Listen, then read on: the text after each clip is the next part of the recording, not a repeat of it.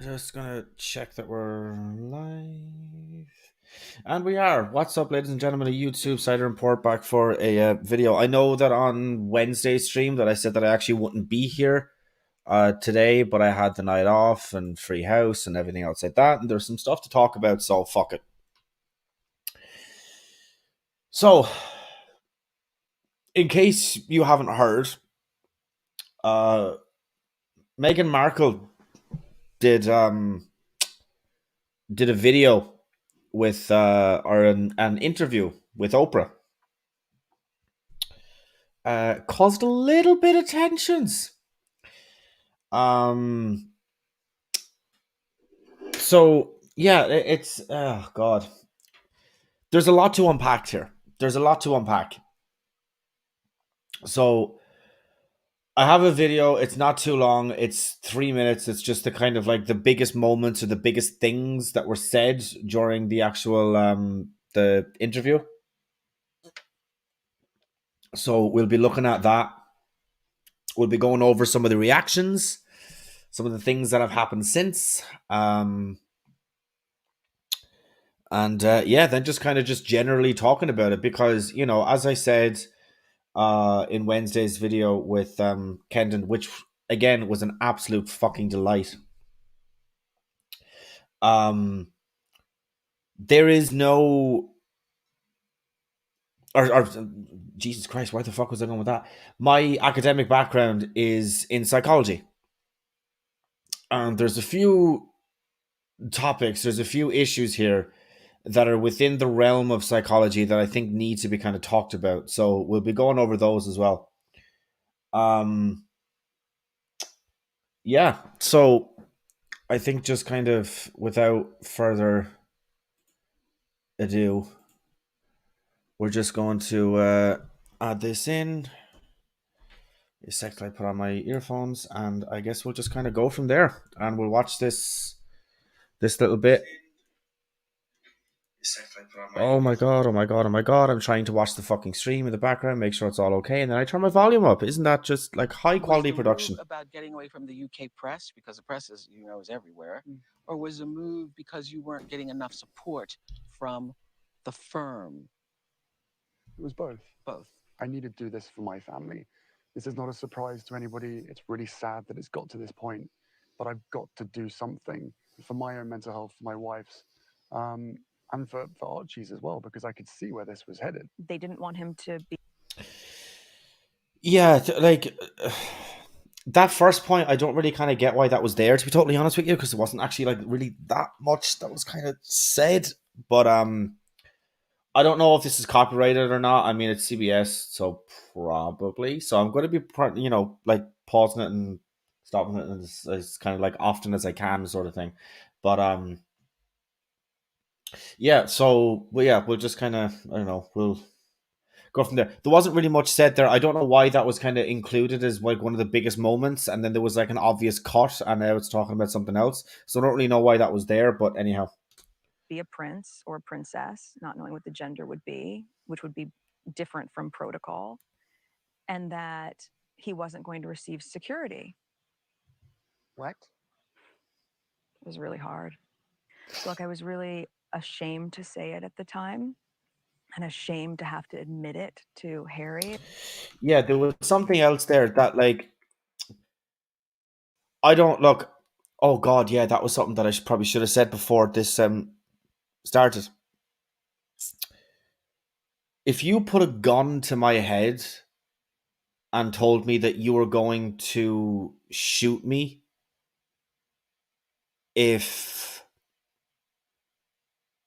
I didn't, you know, muster the courage or muster the ability to give a single fuck about the royal family, my life would be in imminent danger. I could not give a fuck less. I genuinely, like, not even one, not a single one. I could not care less. It as an institution just baffles me. I don't get what the obsession with them is. I don't get what the, you know, the fawning praise, don't get it at all. But in the limited kind of research about the like specific background, because again, I'm going to be kind of talking about this using more of like my academic background based on some of the claims that she makes in this. But basically it was like something like until the queen like isn't the queen anymore and that somebody else kind of steps up, that only then would Archie have been given a title. Again, I could be kind of wrong about that, but like there was a whole thing. Apparently, the baby wasn't going to be getting a title anyway, but that they were eventually. It was something kind of weird. I don't know, but that's the whole thing. So I'm not even necessarily saying that like Megan is lying or isn't telling the full truth, or is it, look, it's a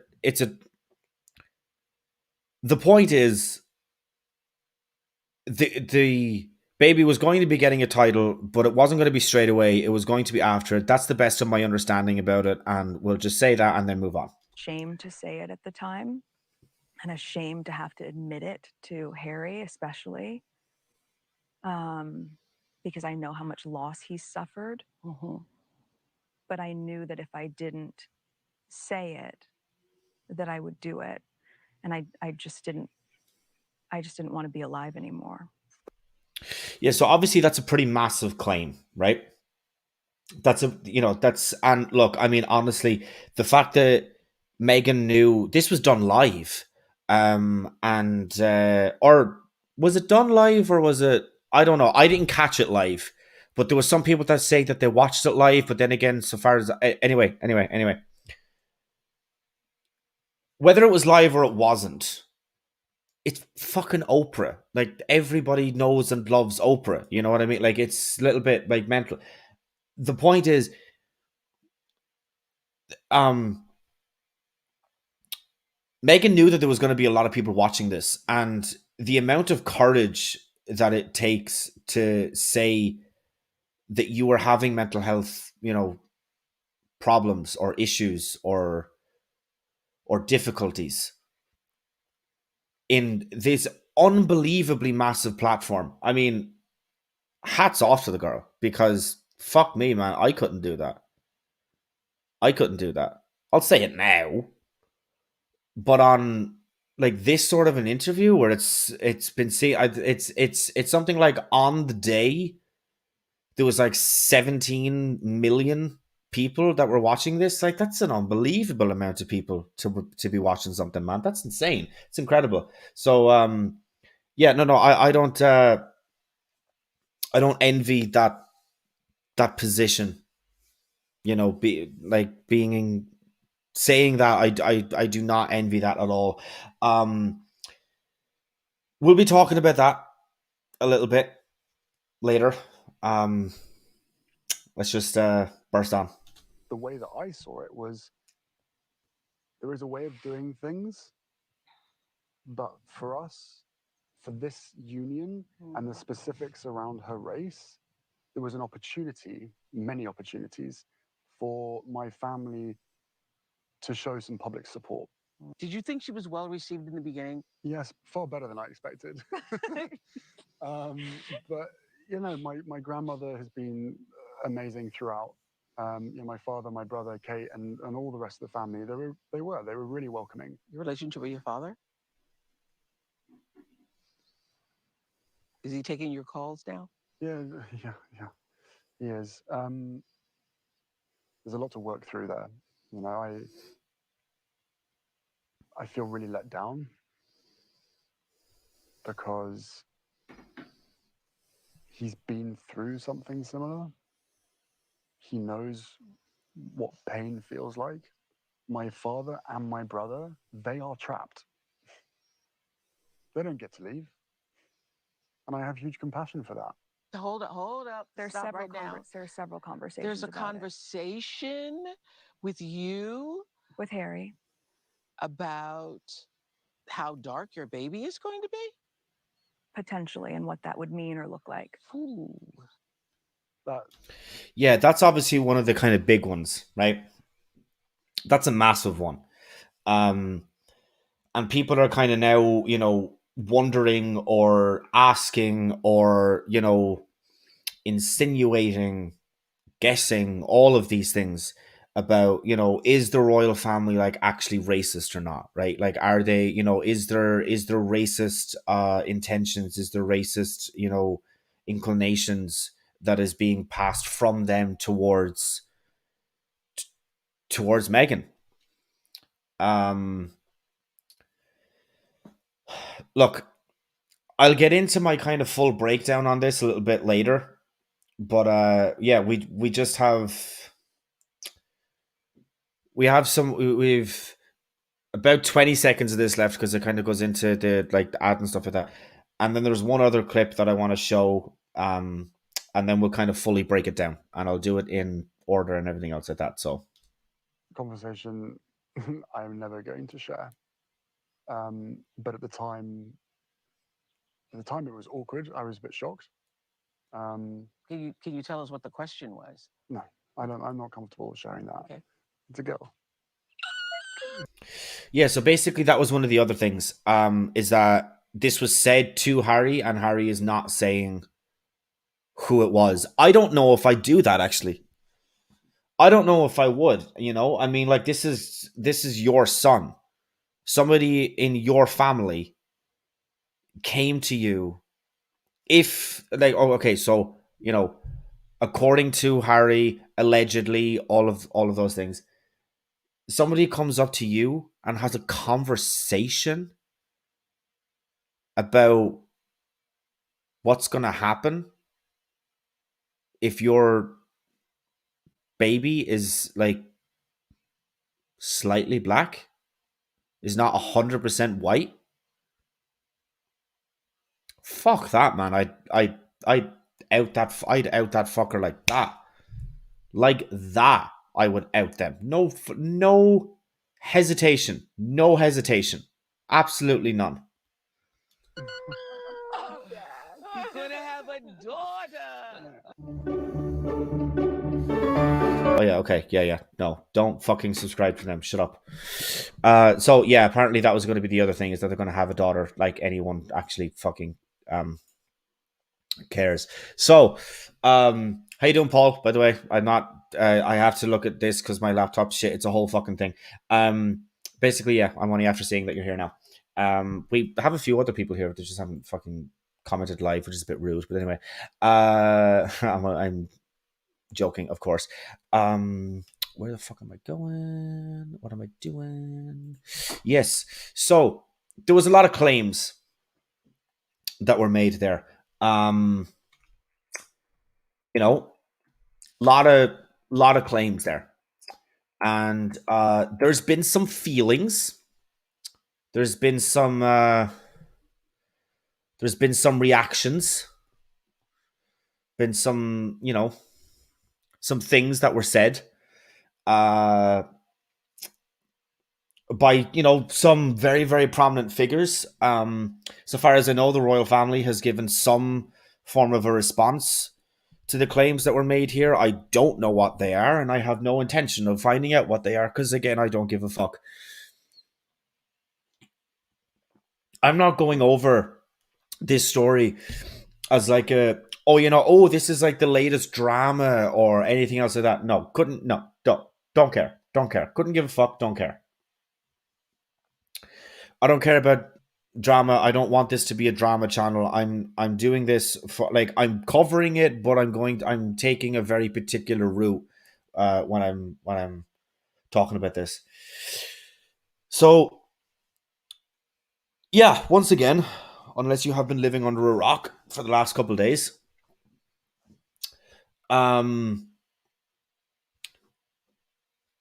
one of an extremely popular like morning TV show in England is Good Morning Britain, hosted by Susanna Reid, and previously co-hosted by, in my personal opinion, the most detestable human being alive, a complete and utter waste of blood and organs that is Piers Morgan. There is nobody, there is absolutely nobody that I despise on this planet more than Piers. Like, he is a uniquely, uniquely despicable human being.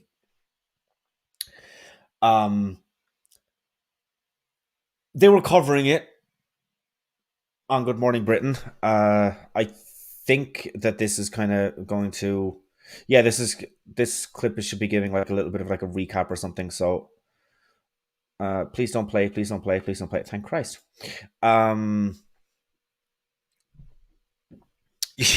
You have been living under a rock. Yeah, I mean, like it's a pretty big piece of news. So, maybe, but yeah. So let's go over and I this. understand that you don't like Fuck Meghan me, that's Markle. loud. You've made it so clear a number of times on this program. Even by the standards of his show. Yeah, so sorry to kind of pause it so quickly. There was this really, really weird, like weird clip that Piers Morgan had when he was on the Late Late Show in Ireland. Excuse me, where he was talking about the first time that he met Meghan Markle. And it was in some bar or something like that. And then they went out. Pierce put Meghan in a taxi. She was going to some other like party or something like that. And that's the night that she met Harry. And Pierce Morgan, like the big fucking man-child baby that he is, got extremely triggered that Meghan didn't like acknowledge him or didn't, credit him in some way. I don't exactly know what he was looking for. All he did was put her in a fucking taxi after they were talking for a few hours. But Jesus Christ above, like, how much of a whiny seed pimp bitch do you have to be to get so fucking annoyed and so triggered because somebody didn't acknowledge you the next time that they saw you when you were just, it's so fucking weird. It was very incel vibes that was coming off of Pierce. But yeah, anyway, so that's kind of basically what Baldylocks there was talking about, was that he doesn't like Meghan Markle. Like that's genuinely the only reason, and that's not coming from me. That's coming from Pierce. I know that I'm literally telling you about it, but that's what Pierce has said, that like he like has this dislike of Meghan because of that. That's the only reason. In which confrontation is nothing new. This, between two of its presenters this morning, was extraordinary. But yet you continue to trash her. Okay, I'm done with this. No. Sorry, no. Sorry. Do you know what? That's pathetic. You can trash me, maybe not my own No. stuff. See you later. I'm being... Sorry, can't do This is this. absolutely diabolical behaviour. Look, what an absolute child. What an absolute child. You don't get your way, and so you storm off. You have your little tantrum. You have to go backstage because mommy didn't give you your binky before you came into work that day. He needs to go backstage and have his nap time. And, he needs his fucking dummy to help him, go to sleep. Like, what an absolute fucking child. What an absolute child he is. Just outrageous.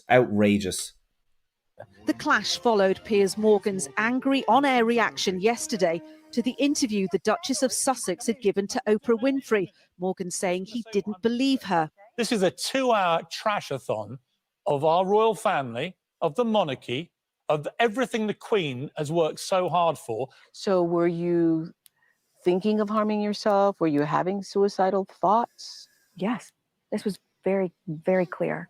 The fact that she'd spoken about her mental health resulted in a huge backlash against the GMB presenter. The mental health charity Mind saying it was disappointed and concerned, and the watchdog Ofcom receiving 41,000 complaints. This evening, ITV issued a statement. All right, okay, this is just kind of like a news story. I'm very sorry. I probably should have looked at this before I came on here, but I thought that this was it, though, because I thought that that's what I searched the last time. Meghan Markle reaction. This will be it. Ah, yes, this is it. Look, because it has a little fucking red bar under it and everything. Jesus Christ! Of course, I probably should have gone to that one and not the one that didn't have exactly that. Okay, here we go. Jesus Christ, that's obnoxiously loud. I'm angry to the point of bawling over today. I'm sickened by what I've just said. In a minute, I'm just going to say what I'm going to say. Sorry, now that was just like really sorry. This is really a weird. 2-hour trash-a-thon of our royal family, of the monarchy, of everything the Queen has worked so hard for, and it's all been done as Prince Philip lies in hospital. They trash everybody. Yeah.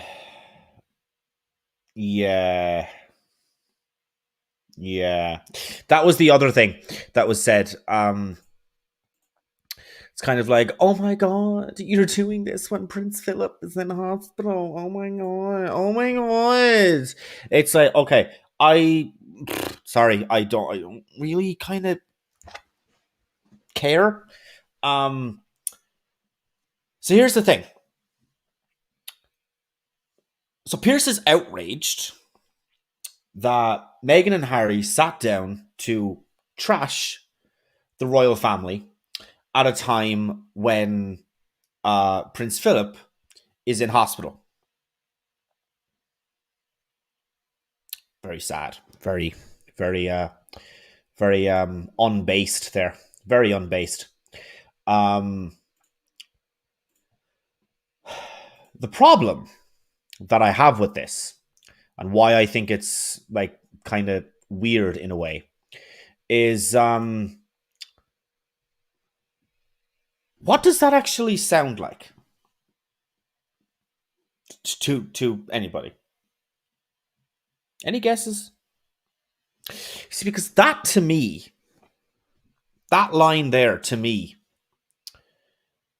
sounds like, hey, John Peterson, how you doing, man? That to me, that line of, oh, but he's in hospital. We can't talk about this now because he's in hospital and it's very sad. That to me sounds exactly like when the Republicans in Congress and in the Senate after a school shooting says, oh, well, we can't talk about this now. We can't talk about gun control now because they're still grieving. This like over ridiculous, hypersensitive sense of decorum and like this unwanted sense of decorum because in large part it's the parents of the students who die in school shootings who are calling for the changes in the legislation on gun control. They're the ones who are asking for it.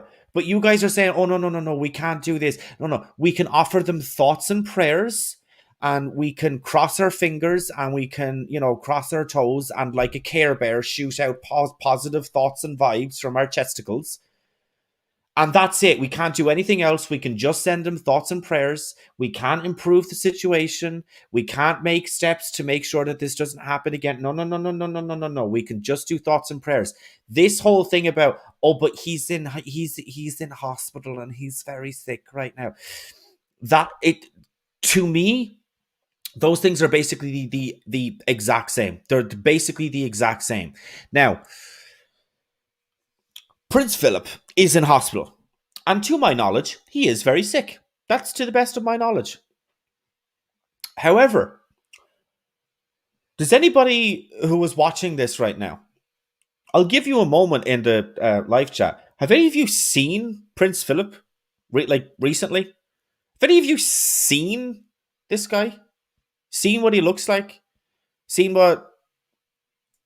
anything like that? Genuinely, chat. Just, have you seen him recently? Because there's a lot of photos of him online. There's a lot of them. And I don't know if I have seen more of a ghoulish looking individual in my life. I genuinely don't know if I have.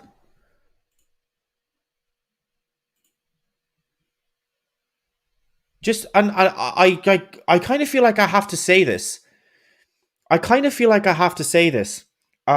So Paul, you have said no, that you haven't seen him recently. I genuinely feel like I have to say this. And to anybody who was watching this afterwards, hi Leo, by the way.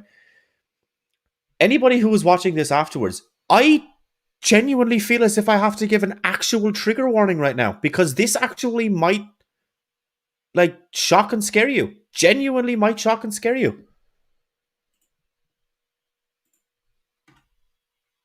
Look at him. Look at him. He is haunting to look at. Absolutely haunting. Like, I genuinely feel as if that image is going to haunt my dreams for the next several weeks. Like, look at him. He is, I have to take it off the screen. I mean, genuinely, it is, like, it's just horrendous. He looks like, John says it's all because of the inbreeding. I mean, look, you have a point there, but I mean, Pierce said that he's in hospital. What is he in hospital for? Is it so that he can inject himself with whatever fucking children's blood is keeping that clearly decaying corpse alive just a little bit longer? Like, what the, like, genuinely, what the fuck? Like, I just don't, like, it just, that's like the photos they used to take off the dead. Yeah, it's like, it genuinely, like, that photo looks like, it looks like he was late to show up for set on The Walking Dead one day, and like someone just told him the time, and then he was like very shocked by that information. That's exactly what that photo looks like. I have never seen a more undead living human being in my life. It's really fucking weird. Like, really, really, really, really weird. But Mr. Burns, yes, like he's literally, well, I mean, like, Prince Philip, I think, is literally like 99 years old. Like, he's incredibly fucking old. And it's not that I don't expect him to look old. I just don't expect him to look evil. Because he does look evil in that photo. He 100% looks evil in that photo. I'm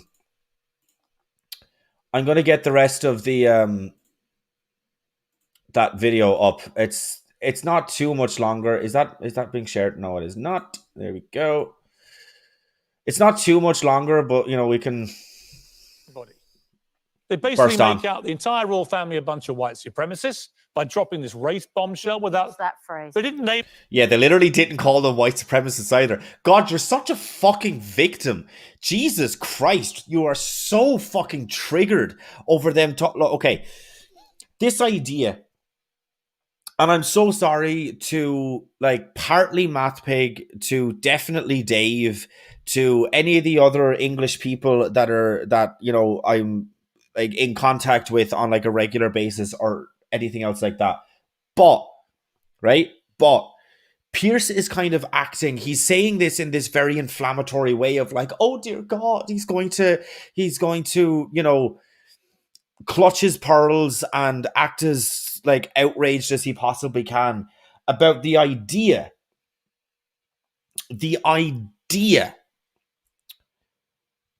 that the people who invented colonialism might be a bit racist. Now, I know what you're thinking. I know what you're thinking. It's crazy, right? Crazy. Like, how could there's no way that they're racist. There's no way that they are. All they did was just invent colonialism. I know. It's a reach. Guys, I'm aware. This idea that he's outraged by this notion is just really is just very, very, very strange to me. But we're gonna crack on. Oh shit! I didn't hit a fucking. There we go. They didn't name which one it was. They just throw it out there, so it could be any member of the royal family. And Harry says, "I'll never say who it was." Well, you better say it fast. What's the part of the interview that you're referring to? The bit where they accuse a member of the royal family. This is the race bombshell that Meghan drops that Harry then talks about. Let's watch. It's odd, though, because you were comfortable about sharing everything else in that interview, but you're prepared to let that bombshell just lie completely unanswered. Yeah, because he wants to protect his family. Dude, I actually, crazily, I actually agree with Pierce here, but not for the reasons that he would want me to agree with him. Because Pierce wants to know the name of this individual or individuals who said this to Harry, who sat down and talked to Harry and had this conversation about the potential color of his son's skin. They wanted to have, like, I want to know who that was, but I don't want to know for the same reason that Pierce wants to know. Pierce wants to know because so that he can find out who it is and he can target his defenses accordingly. That's why Pierce wants to know. I want to know because of, like, it'd be pretty fucking interesting to know which one of the royal families is overtly racist. That's why I want to know. So that we can all collectivize in what should be the norm of naming and shaming overtly racist people. That's why I want to know. But Pierce wants to know so that, you know, he can hone his defenses and so that he can go on this, oh no, they're not racist. They're, look, again, they invented fucking colonialism. Just,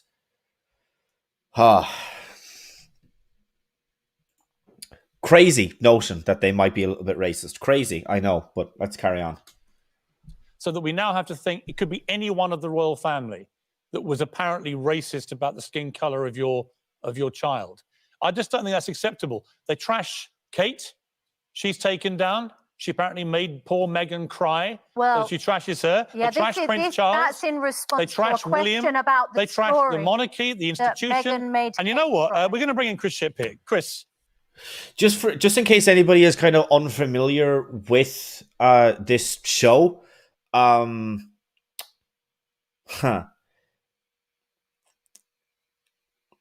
this is what Pierce does all the time.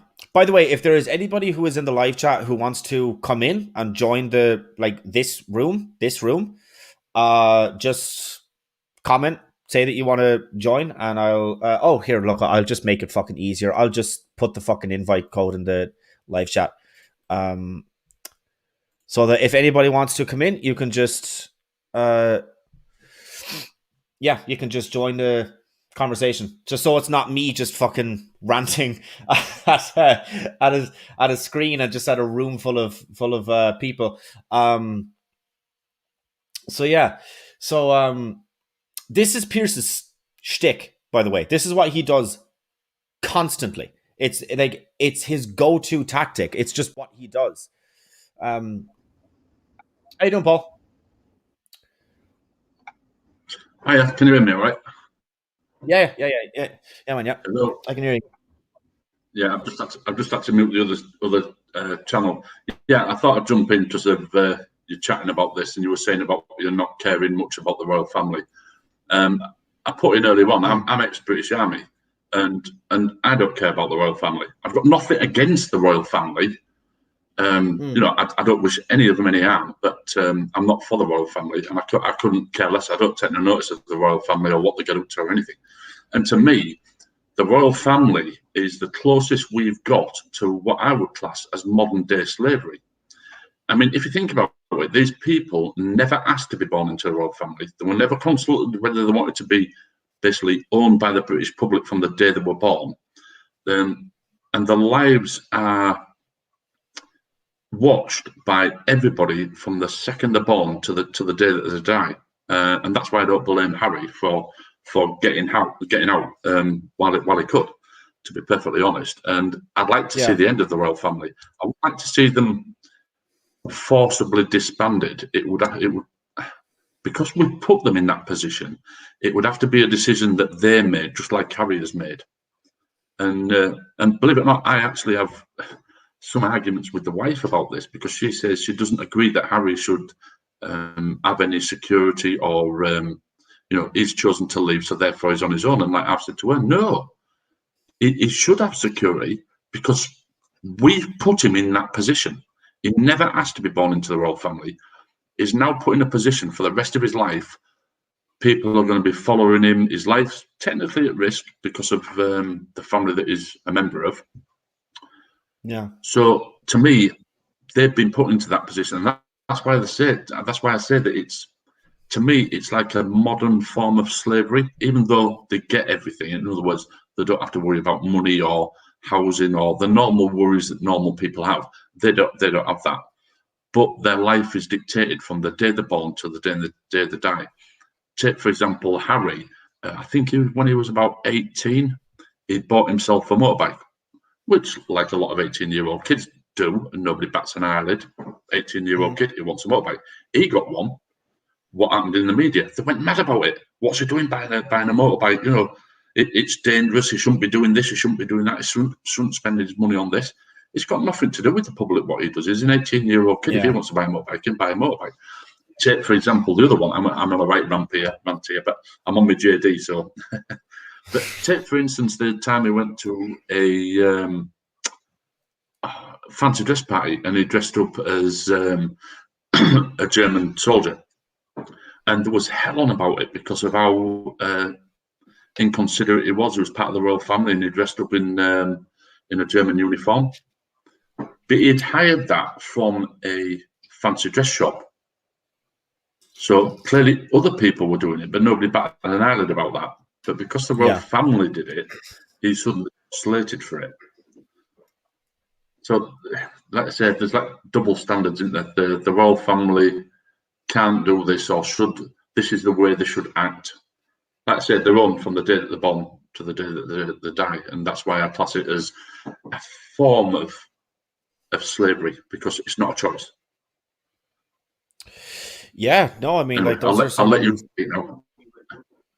Yeah, no, I mean, like that's like definitely some hot takes that were in there for sure. I don't necessarily disagree with anything that you kind of said, because they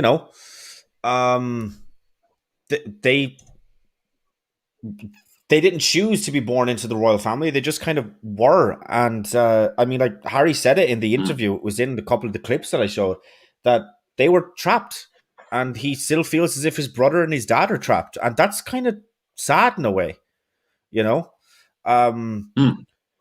I think that, that like if they want to kind of leave the royal family and leave the kind of that lifestyle and stuff like that, then they should be able to. Yeah, because if not, they can, but unfortunately, literally... like what Harry has done. Sorry, go on. Yeah, but like Harry, he's left the royal family now, but they still won't leave him alone. He's still criticised for what he does, and he will do for the rest of his life. There'll always be people that are interested in him, so people will always be following. The rest of us, I don't think we realise just how lucky we are not being born into that situation. Because I mean, if you decide to make a career as a singer or an actor or whatever, that's a choice that you've taken. You've taken the choice to become a public figure, so to speak. I mean, I suppose some people can be a bit naive and get into that, and it may be a bit overpowering for them, but it's still a choice that they've taken. Whereas the royal family, you see these young children that are born, these little babies that are born. To me, I feel sorry for them. I think, you poor little sods, you've got no idea what you've been born into. You'll never have what we have, which is a normal life where you can walk down the street and nobody looks at you. And I don't think we realise just how lucky we are to be able to walk down the street and nobody looks at us and nobody wants to take photos of us. Whereas the royal family, they can't. They can't even go down to the little shop to buy a pizza. They couldn't even send probably one of the servants out to buy a pizza, because if that came out, it's why is so and so in the royal family buying, junk food, so to speak. Yeah. And like I say, it's the same with Harry when he bought the motorbike. I mean, yeah, all right, they've got all this money. But if, say for me, argument's sake, now William decided he wanted to, I'm going to buy myself a Ferrari. What do you think would happen on Monday in the newspapers? They're just nothing but slagging off. But you'll get a rich businessman that has a young family and he decides to buy a Ferrari, nobody bats an eyelid. Yeah. So it's like double standards, you know what I mean? And that's what I mean by them being pretty much modern day slaves. Yeah, it was kind of interesting what you. Yeah, it was kind of interesting what you had said there was something that I didn't actually really kind of think of, and something that I don't think that a lot of people would kind of think of. That, like, you know, the very kind of semblance of normalcy of just being able just to go out and buy a pizza, that they probably just wouldn't be able to do that, you know. And it's, yeah, it's like, it's just that it's just totally divorced from normal. And yeah, I didn't actually kind of think about it in that way. Well, I mean, another way of thinking about it, you know, did you ever watch the Truman Show? Gut reaction says no. Right, you didn't watch that one. That's with what's his name, the comedian, where he's put into like if you've not watched it, it's going to be hard to describe it. But basically, the royal family is a bit like the Truman Show. Now, if you watch the Truman Show, you would say that would be despicable to do that to somebody. So basically what they've done is they've got this child that was an illegitimate child. They put him in a fictitious town where it was filmed 24 hours a day. And the guy himself, Truman, he didn't know. He thought it was a normal town, but everybody else was like actors in the town. So from being a baby to growing up, he didn't know that he was living in this fake town. And everybody on the outside was watching him on a daily basis. Basically, it was filmed 24 hours a day. You could tune into the Truman Show and watch it 24 hours a day and watch this bloke's life. Now, if that was to happen for real, people would say that would be absolutely disgusting to do that to somebody. But when you look at the royal family, that's exactly how they're treated. But if you've never watched the Truman Show, you won't know what I mean. Yeah, it's kind of unfortunate that I'm not getting the reference there. Yeah, I'm kind of I'm going to burst on with the clip. Obviously, if you want to kind of stick around, no problem at all. We'll just kind of burst on. To be honest, I'll jump out because when I start talking, I can't shut up, and the wife's upstairs in bed, and I'm freaking to death. I wake her up. No problem at all. No problem at all. Well, thanks for coming on anyway and sharing your sure. Thanks for coming on and sharing your 2 cents anyway. Yeah, no problem. Like I say, my personal thing is I've got nothing against the royal family at all. I don't wish any of them any harm, but I couldn't care less about them. And that's just the way I feel. But anyway, I'll jump out. No problem at all, man. No. All right, so yeah, we're just gonna burst on with the clip there, and then we'll start my breakdown of the claims and reaction to them. I got to say, I watched this interview, A, with my jaw dropping like everybody else, but B, with mounting anger, mainly because I could see the way it is already playing in America and around the world.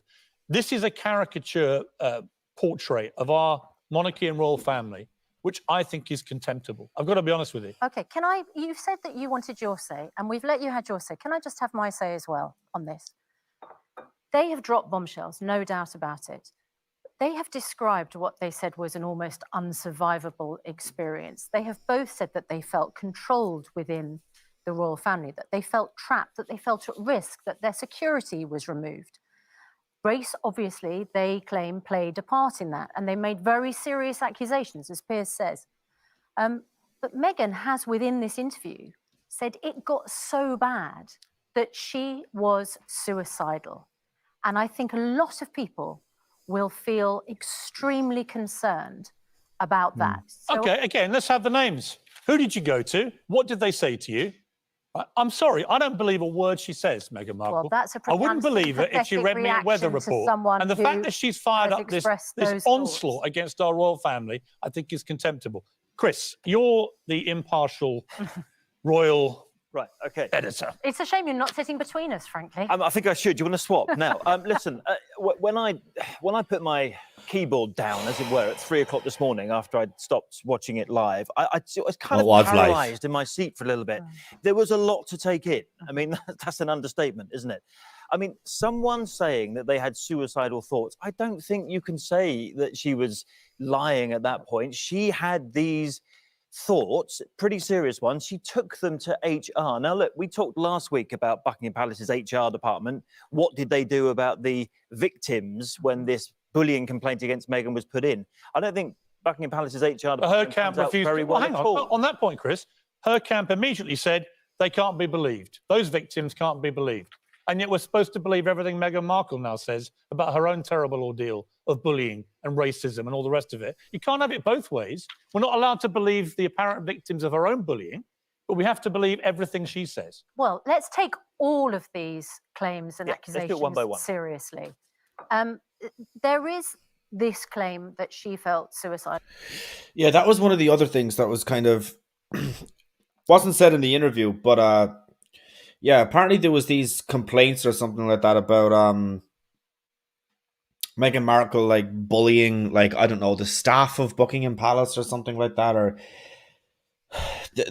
there was this bullying complaint that was put in anyway, and yeah, I mean, like, I don't know though, because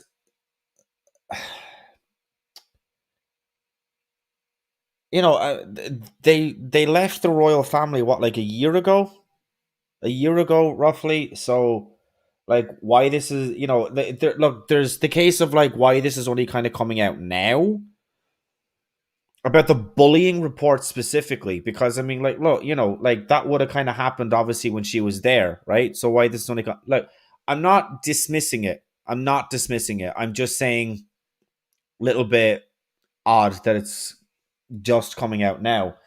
To anybody who's going to say, "Oh, that's a double standard," because, you know, well, Meghan and Harry are only coming out now. Yeah, but this was something that they felt like they couldn't talk about at the time. They're only comfortable. They're only okay talking about this now, and that's perfectly fine. You know, nobody should kind of be forced to talk about an ordeal that you went through on their terms. It has to be on your terms. So yeah, look, like, I'm not dismissing it. I promise. I know that it looks like I'm just kind of skipping over a lot of this. I'm cataloging it, and I will be going over it one by one after everything is kind of laid out. And I just don't think you can brush over that and say, and not take it seriously. Yeah. For whatever reason, she felt very vulnerable. And it seems that when she asked for help, the response was, we can't do that because that wouldn't look good. Yeah, well, not only that it wouldn't look good, but they said to her, according to Meghan, that we can't help you with your suicidal thoughts. We can see that you're suffering, but the reason we can't help you is because you're not a paid member of the royal family. In other words, if you were a footman or someone in the kitchens, we could do something about it. Because you're a member of the family or the wife of Prince Harry, we couldn't, which I thought was quite extraordinary. Why don't those systems exist? Because, you know, royal family members are only human. And if she's reached that level of stress that she's thinking about taking her own life, where are the systems to look after them? What's in place? And basically, she said there was nothing at all. And then we have the accusations against the royal family. And particularly this claim of a conversation that Harry had with an unnamed member of the royal family about the skin colour of their children. Now, that is going to be devastating, isn't it? Incendiary. I mean, sorry, that claim is going to be devastating. Yes. In the way it's been depicted in that interview. Yes. We don't know the context of that conversation. According to Meghan, but also we don't according know to it Harry definitely as well. happened. I'm not taking anything they said at face value, I'm afraid. I think it's completely self-serving. So let's make it a claim. in the same way that everything about them is negative, they portray as nonsense, tabloid, rumour mill, and a claim. So let's play the same game with them. Right? Fair enough? Although it's come from their mouth. I mean, you know, a lot Doesn't of make the it claims true. in the tabloids This is their previously didn't come from truth. their own mouth. It doesn't make it true what they're saying, does it? No, but we have to take seriously what is said in this interview in the same way as we take stories about allegations. Only of last bullying week, Susanna, we were seriously. told we couldn't, by her lawyers, yes. we couldn't take seriously Yeah, but the we very don't- serious claims but of bullying by Meghan Markle. We don't have Can't to be have it both told ways. what to do. So we take seriously everything. Yeah, Right. we take claims and allegations very So seriously. we take everything they say seriously, but any claims against her or him we're not allowed to take seriously. Except we do take those claims Well, seriously. do we? Yes, we They do. We didn't. discussed They them on the didn't. programme. Their legal and they team are last being week said we weren't allowed to take seriously Piers, claims of that's bullying. for them. We're journalists. We do things differently. We take everything seriously. Well, thanks for the lecture on journalism. And interrogate everything. Yeah. So What would let's you do take if you these had claims one of the seriously. victims of bullying in here right now? Would you tell them that they were lying about their bullying claims? No, Or we would you take their it claims seriously. So she was Exactly saying right. that not only did she have this mental health crisis that led her to suicide, but also that it was a conversation that Harry had with his family members. I should be clear here. I've been told it's not the Queen and not the Duke of Edinburgh. Well, how do we know which one it is? That only leaves two family members. But how do you know that? Because that's what I've been told. Yeah, but how does that well, that's my person know? job, is to find out things. That's what I do, and I'm not going to share my Right, so- sources with you here. So now we're left with who? Charles? Well, William? I was about to Kate? explain that. Yes. So the two people that you're left with is either his father, Prince Charles, or his brother, Prince William, or their wives. I mean, that's pretty serious. That's kind of where it's left. They protected the Queen. The thing is, they protected the Queen throughout this by saying the Queen did nice. They have an amazing lovely relationship with her. They Zoom have calls Zoom with the Queen. calls. But equally, they are criticising the institution of which she is head. They're trashing and everything she therefore, stands you're for. criticising his grandmother, the Queen. And they're saying that Charles and William are trapped. They have no wish to be king, presumably. They're trapped in this terrible institution. An institution. He never said that they don't wish to be king. They just said that they were trapped in the institution. This is the thing that Pierce does. Like he takes things to these like ludicrous extremes. He puts words in people's mouths. He strawmans their arguments that they like. If he has guests on the show, he constantly does this. He never once said that they don't want to be king. He never said that. What he said was that they're trapped in the institution. That's it. Like, why is it so difficult to take somebody's word and engage with what they've told you? Why is that difficult? It's not difficult for me, and he's a fucking journalist. The Queen has worked so dutifully and worked so hard to maintain and preserve. The damage to the monarchy here should not be underestimated. I've been watching the reaction in America since this came out. That race allegation in particular, I think this is going to be used as an incredibly damaging stick against the royal family. It already was last week. I mean, I was watching their equivalent of Loose Women is called The View in America. They'd already formed their view on that programme last week, even just from the couple of All of weeks them. that we had of Meghan Markle, and was saying that the royal family has a lot to answer for. Right, okay, so that was it. Fuck off, ITV. I'm not fucking subbing to you. So that was that.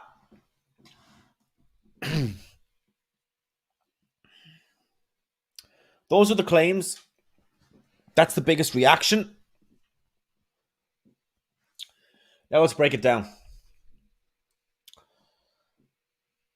I'll start with Pierce first.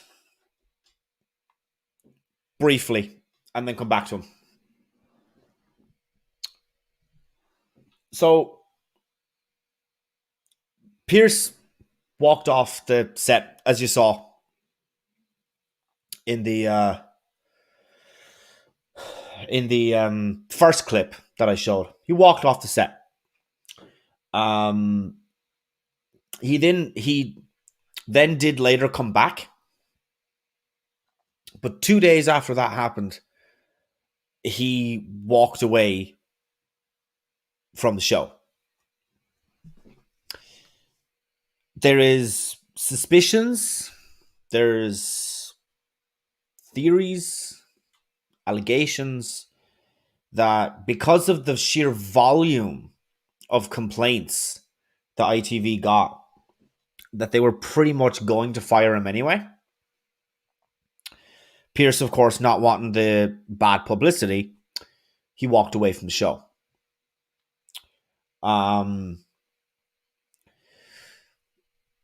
Which one is true? I don't know. Don't particularly care.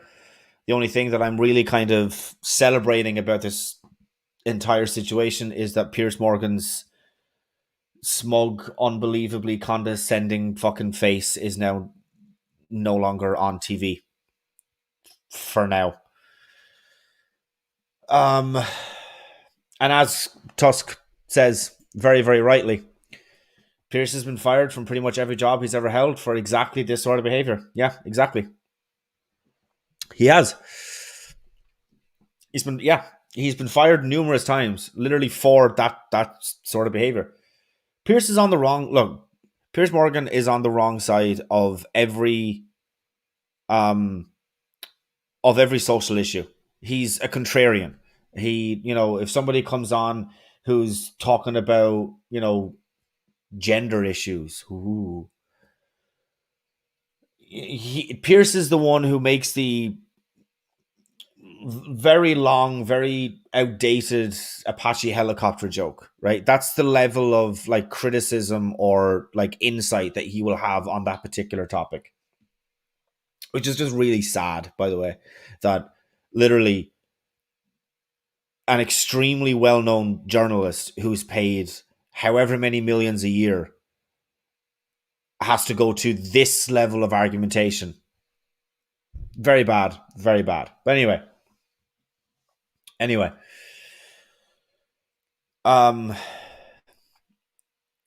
So as of the racism, and I did kind of touch on this, but that claim, look, we don't know who said it. We don't know who did it. Don't particularly care who said it or who did it. The idea that, as Tusk says, the royal family is racist. Who saw that one coming? As I said, they invented colonialism.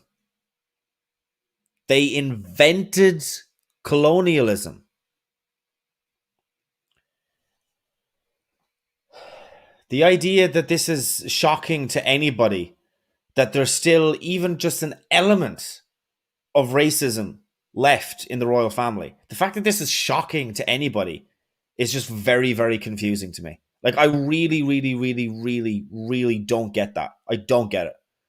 I don't get why this is confusing to people. Why? Why are you shocked? It's very strange. It's very strange. But there's a larger issue here. There's a larger topic here that I feel kind of needs to be addressed, right? And that is Pierce's reaction to Meghan Markle's claims that, she was very depressed and she had suicidal thoughts whilst she was living with the royal family.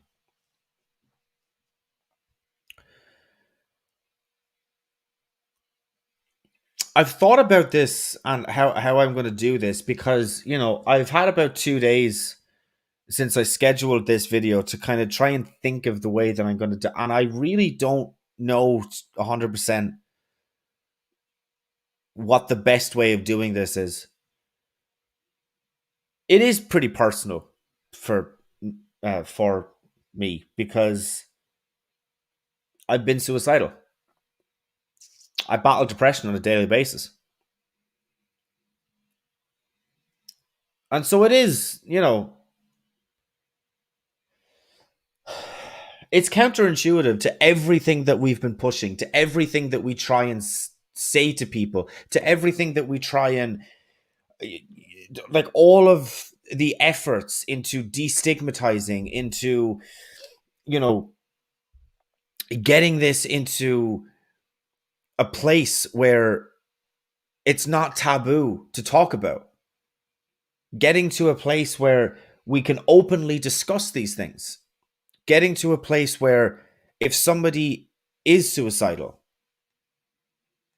that they know that if they tell their story, there's not going to be any hate. There's not going to be any condemnation. There's not going to be any stigma. They're going to be listened to. They're going to be accepted. And above all else, and this is the absolute critical thing, they're going to be helped. Because if somebody comes to you and tells you that they have had suicidal thoughts, that's what they need. They don't need doubt. They don't need stigmatization. They don't need to be wafted aside as if they're not telling the truth. They need to be believed and they need to be helped. That's it.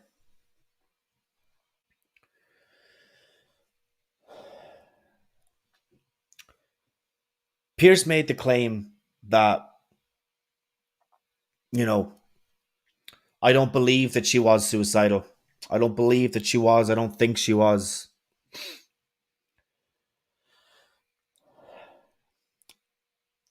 I kind of can't believe that I have to explain this. I'm just going to just very, very, very quickly, because I actually don't know this.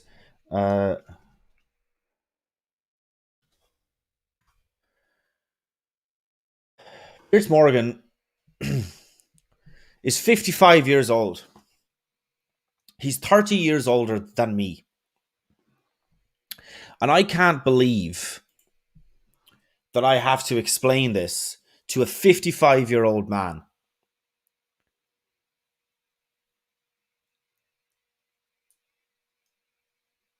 If you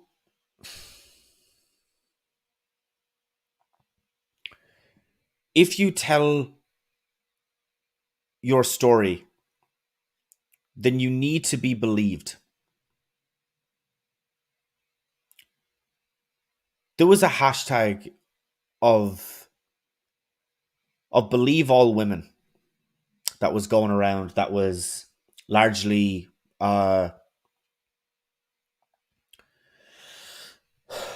mocked online.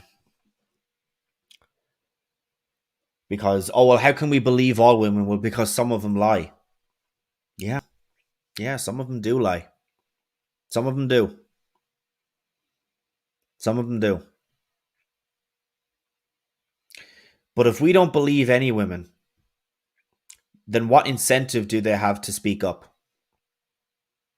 If we don't believe people when they make claims about their own mental health, then what incentive do they have to speak up? What incentive? Genuinely.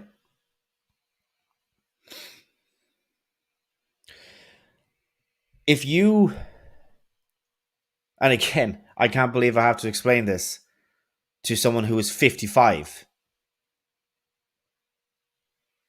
You don't know what is going on in someone else's head better than they do. I know more about what is going on inside of my head than anybody else does. And nobody will know, even to on par, what is going on in my head than I do. Nobody.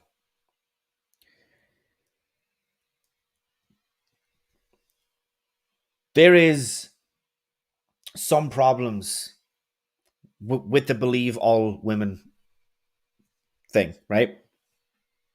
There are some problems. Because some people do lie. Yes, they do. Yes, they do. And we should punish those people. We should punish them. Absolutely. Would never say otherwise.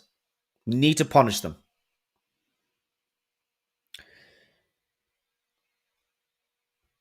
Because, look, this is going to happen now.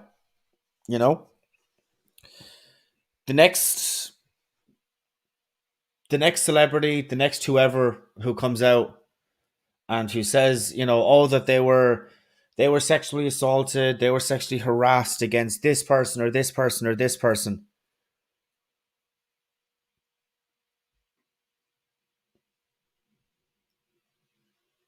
And then we find out that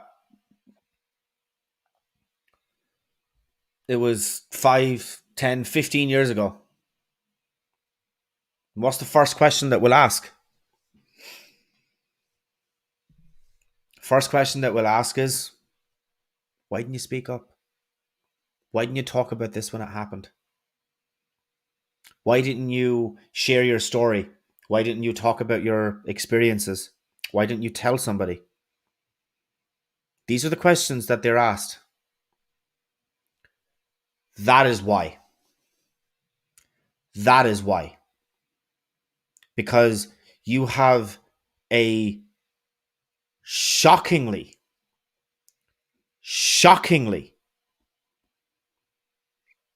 popular bigot as the presenter of one of England's most watched morning TV shows, live on air, doubting her claims. You have people like that all over the world who will hear a claim about a sexual assault or a sexual harassment. They won't be believed. Now, I know that Meghan's claims wasn't about sexual harassment. I know that. I know that. But the point still stands. When people speak up, they are not believed. Nobody is saying, I have never said, that if you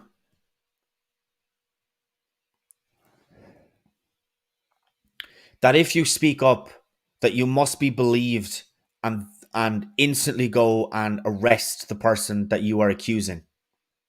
Nobody's saying that. There needs to be investigations. There needs to be trials. Needs to go through the court of law. And if they're proven guilty, then they're proven guilty. But that all starts from the first step is to believe all women. That's the first step. Because if I call up the police and I say, my house is broken into, and they say, you know, you don't really sound that panicked, I don't really believe you, and then hang up.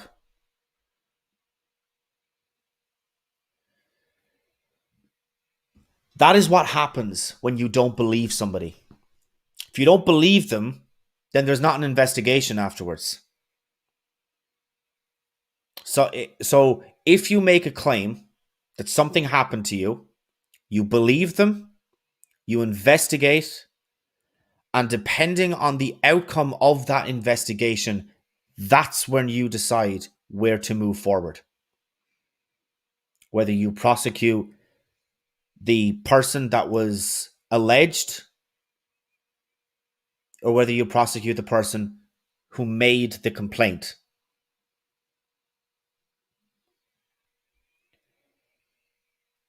The problem with suicide and with mental health and with depression is that it's only sometimes noticeable. We've all seen, heard,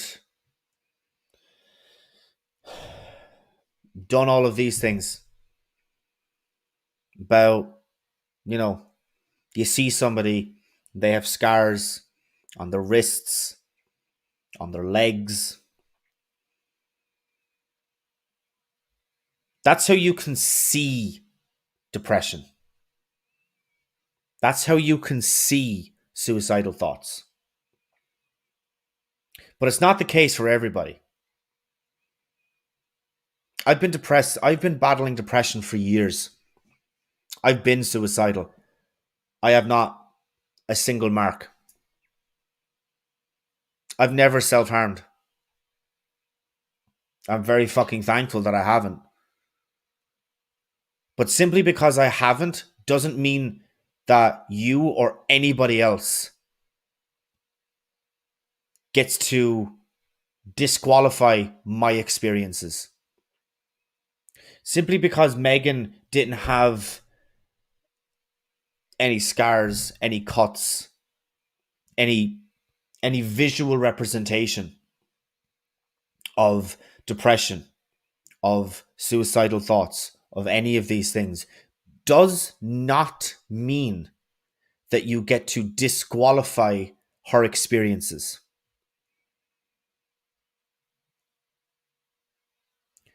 The idea, because look, the problem with suicide is that you don't know that somebody is suicidal until they do it. Nobody thought that Robin Williams was suicidal until he was.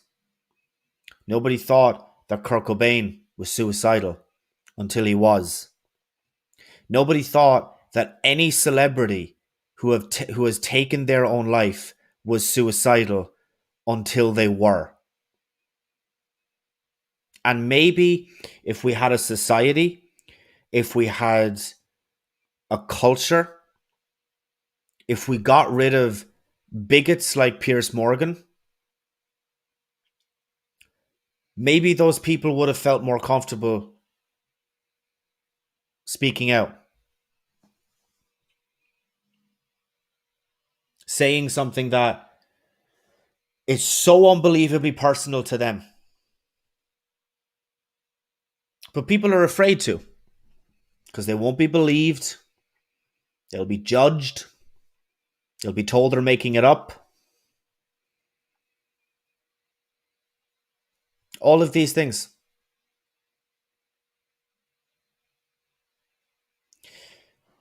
I've been reacting quite a lot with this arm for this entire video. The semicolon is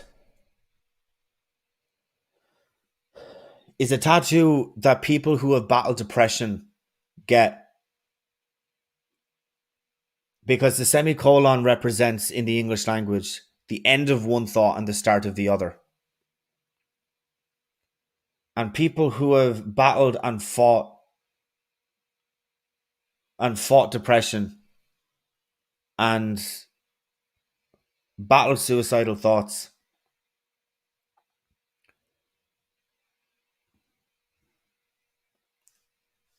we get that to represent that we have dealt with and overcome the suicidal thoughts, and we're not better, not fixed, not cured,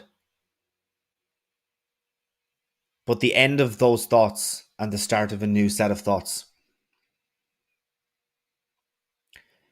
The idea that people in 2021 can still go online, can still go on national television,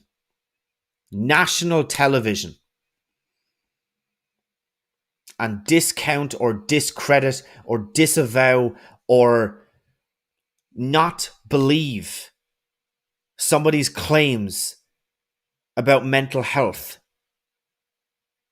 is ridiculous. Is absolutely ridiculous.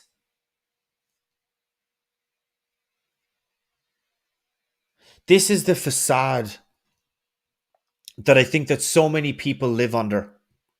Because people think, you know, What's one of the best examples? When Obama got elected president, people thought racism is dead.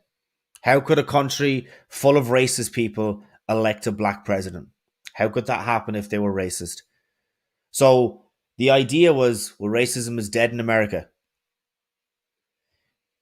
People say things like, "Oh, well, people are so open. People are so open about their struggles with mental health. People are so open about their gender expression or their sexual orientation or any of these things. So how can people be mean, be bigoted, be dismissive? How can they be any of these things towards them?" Well, it's really very, very simple. Because these issues that we think are dead are not dead. They might have been hit, they might be sore, they might not get up for a little while, but they're still there. They're not dead.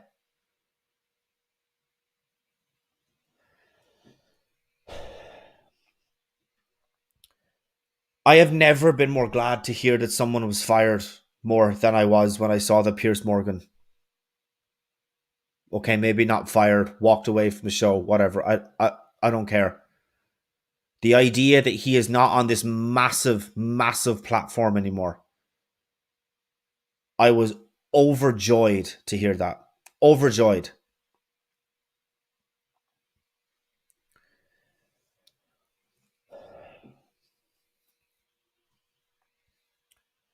It's a very difficult topic to talk about because you always try and pick your words right, and you always try and do the best possible job that you can, because this is a real issue and it affects a lot of people and it affects me, and that's why I'm trying to choose my words very, very carefully.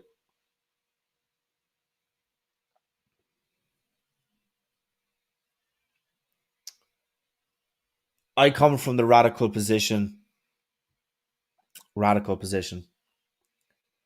of wanting people to be the best that they possibly can be, of wanting people to live the happiest, most fulfilling life that they possibly can. And if somebody gets sick, or if somebody is suffering from mental health, then they get help. Because demonizing and stigmatizing and disbelieving people who come forward with their accusations or with their accounts of their mental health, that is not just going to make it so that the person who has made those claims, the people who have stated about how bad their mental health got, it's not just doing them a disservice, but it's also pushing back the conversation, the narrative, the healing, the progress. It's pushing back all of those things.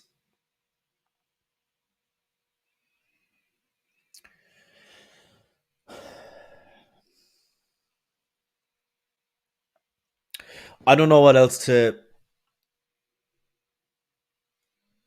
say about this. I'm just overjoyed that Piers Morgan has been fired. I'm overjoyed. Overjoyed.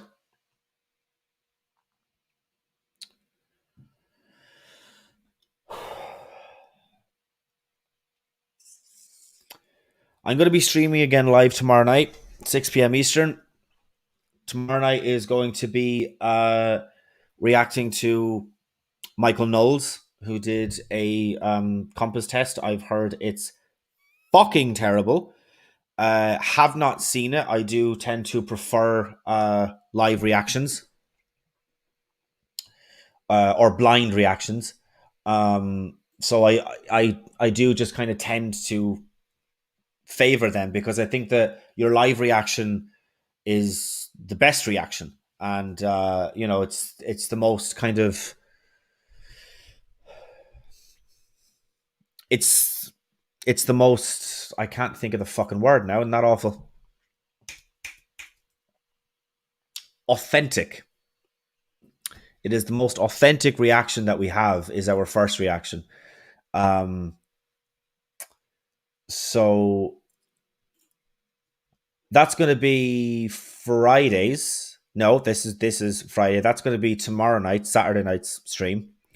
Wednesday nights, it's going to be covering a video that I've seen parts of. I've seen the video was 51 minutes long, and I've seen maybe 20 minutes of it. The first couple of seconds, which is what I'm going to show you,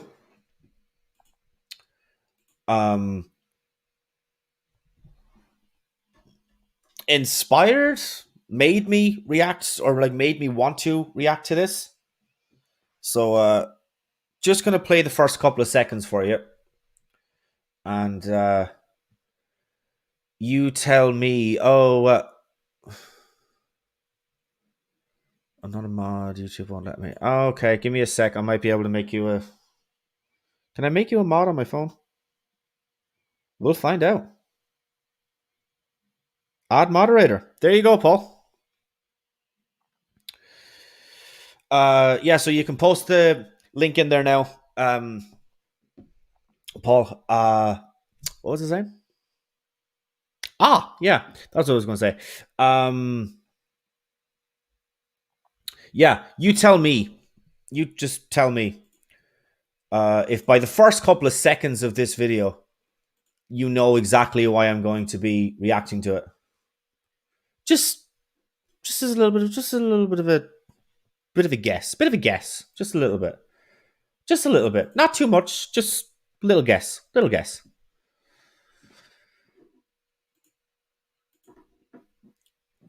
Did I hit share audio? I don't know if I did. So I'm just going to share it again. No, I didn't actually hit share audio. That wouldn't be like me at all now, would it? Oh, dear God. Right. Let's go.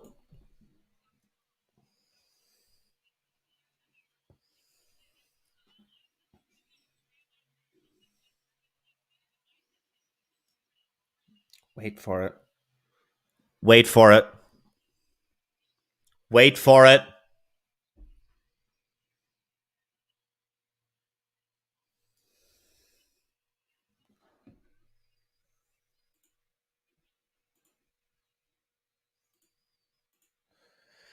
And I am so very sorry. Nobody in the fucking chat told. So I'm very sorry, Tusk. You told me that I wasn't sharing it. Yeah, that was. You're doing these Dr. things. Carl here was the first one to celebrate me being. Harlan. Just ignore that happened. Harlan. Well, I celebrated that you were banned on Twitter because you repeatedly tweeted that my husband should be deported, Lauren. He's an illegal alien. I don't really know how much you know about me, now, but I'm probably wait for it. the most vocal anti-children transitioning person on the internet. It's what I'm. Right. I let you speak. The best thing you can do for us is grow out your mustache and tell people not to live like you. So, do we maybe grasp why I wanted to respond to that now? Yeah. Yeah. That's that happened. That was a hot take. So yeah. Yeah, that is seriously unreal, Soldier. Yeah, absolutely. And it got worse. If you can actually believe it. Yeah. It actually got worse. Now, again, I've only seen roughly 20 minutes of it, and it's 51 minutes long, so I've literally seen less than half of it. But yeah, it got worse.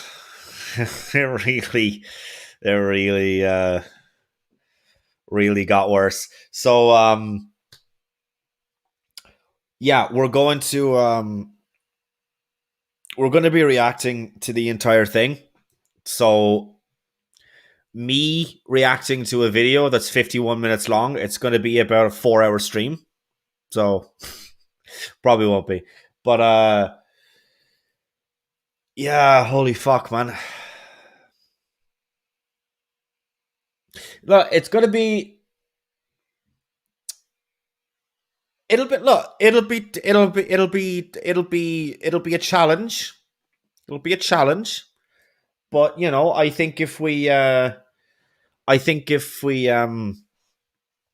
you know, if we all stand shoulder to shoulder and, you know, shoulder to shoulder, dick to dick, I think that we can all kind of, I think that, and, you know, come together in unison. So many puns. I think that we can get through it. I think that we can just about manage to, you know, we can do it, you know? So I want to support your channel, Steve, but don't make me do this. This is just too much. Look, Tusk, I'll totally get if you don't, you know, show. I completely get it, but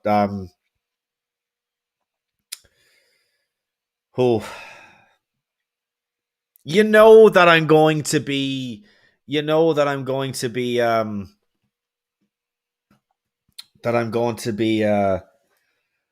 heavily critiquing basically everything that is in there, and that I'm going to be on obviously the correct side. So hopefully, you know, I think that we can do it.